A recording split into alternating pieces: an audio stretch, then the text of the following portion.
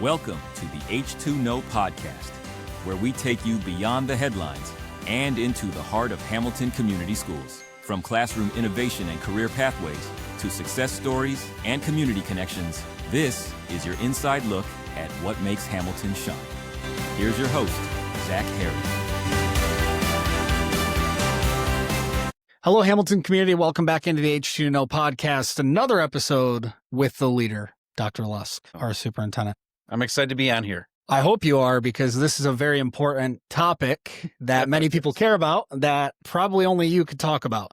Snow days. We're talking about snow days today. They have definitely taken on a life of their own here in Hamilton, and we'll touch on that a little bit in the decision to have some fun with our snow day announcements, but also the importance of what goes into a snow day and how you announce those and how you determine those. Yeah. So let's start off there. We are a district of 135 square miles.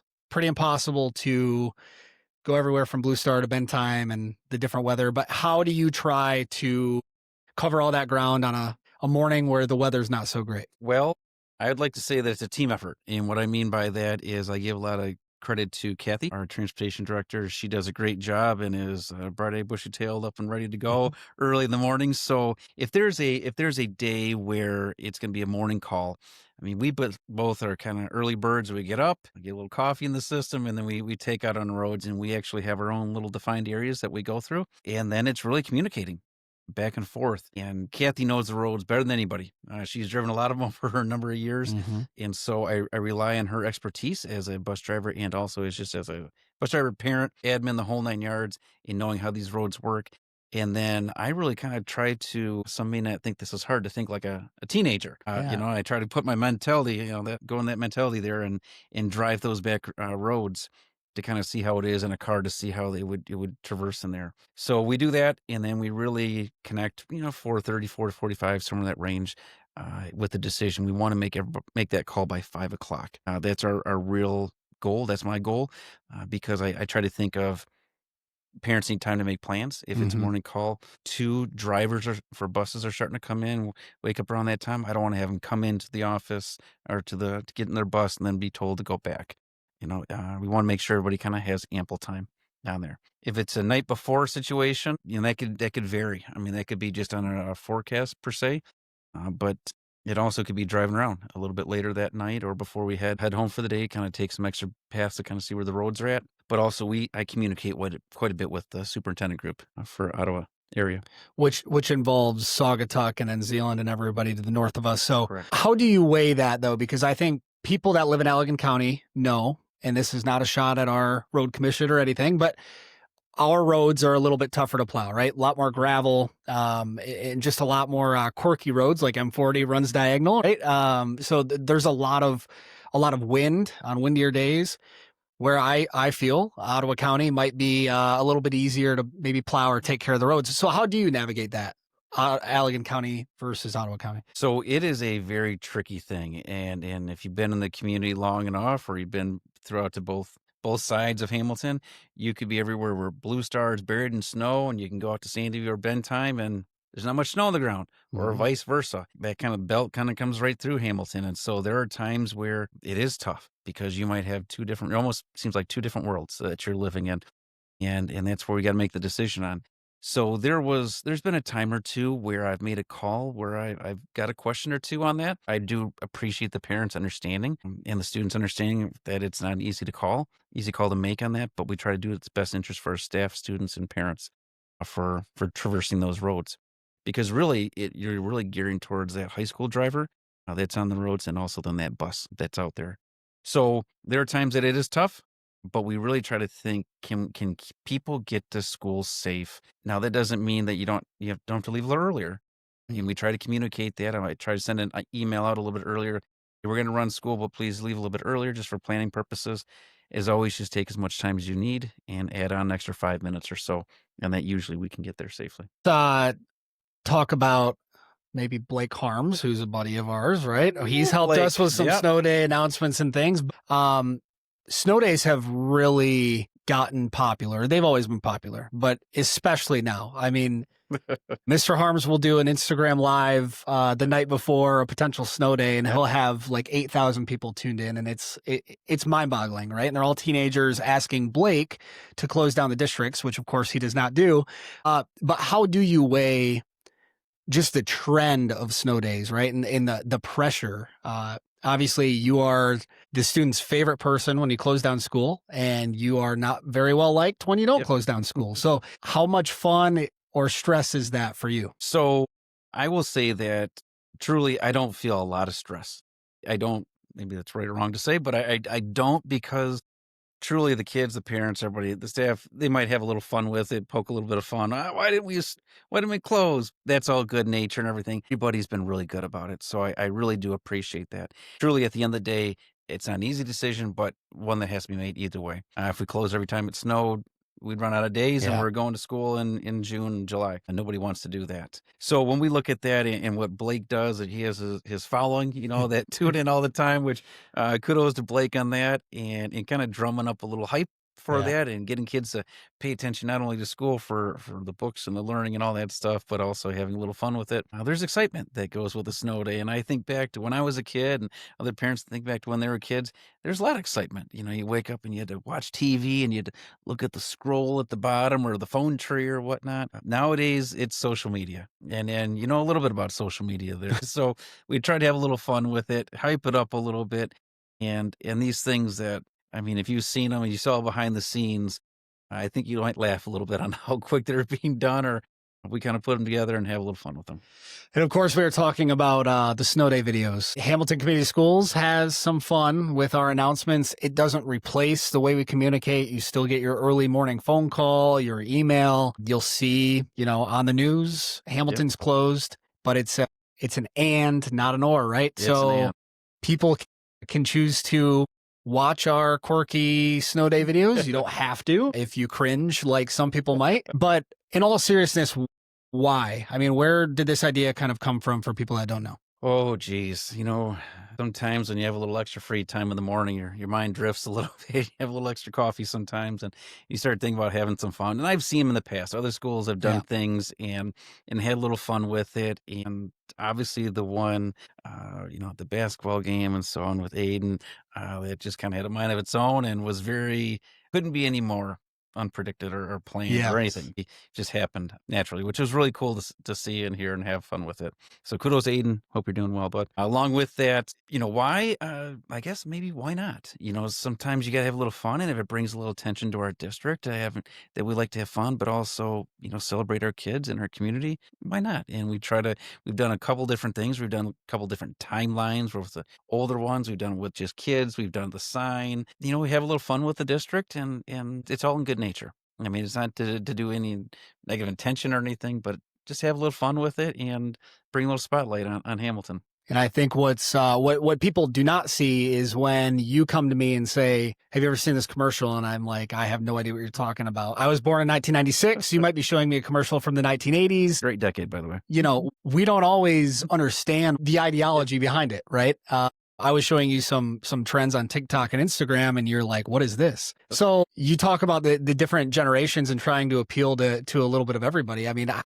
Where do you get your ideas from? And you've now had people come to you and say, have you ever thought about doing this? Is that right? Yeah. Oh, yeah. So when we do these things, sometimes obviously you do a little bit with the winter mind frame type of thing.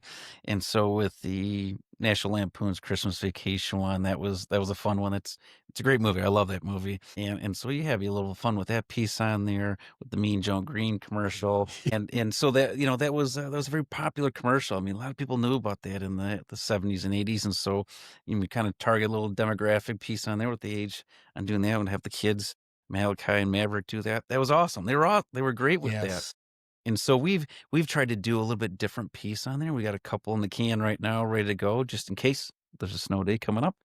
Not today. We're not spoiling it either. Nope. So if you're listening for how we're going to announce the next snow day, we're not going to do that. So we try to think of some memorable commercials or movies or spoofs or whatever the case is that will relate to different pockets and try to move it around. And I think probably the person that suffers the most is my daughter, who may see some of them and she's like, come on, Dad. come on, what are you doing to me? Yeah. So Kennedy has some fun with it, but she just smiles and shakes her head. The state allots a number of snow days to school districts. Fill people in on how many snow days we get, how that all works, because you can go over the number, but then it gets a little bit dicey on when you might get out of school. Is that right?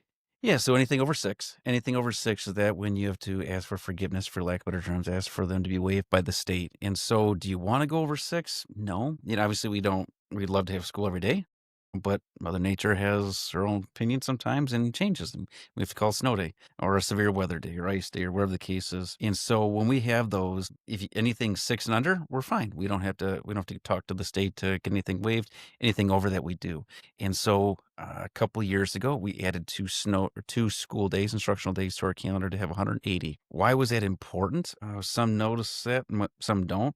It's important so that when the state looks at that forgiveness policy, if you don't have 180, they might not look as favorable on it of granting those exceeding 6 days. But we are at the state 180, or not mandated, recommended 180. And so at that point, then they would look a little more favorable on us. So we want to make sure that we're in a position that we have number of days, kids do well, hit the books, do well in the tests, get a good education. But the same token, if we have to go over 7, 8, 9, whatever the days are, the state can offer some forgiveness. So kind of working our way backwards here, but once a snow day is decided, communication's the biggest thing, right? What goes through your mind and how do you kind of communicate that to the people that need to know and get that out to parents in the community?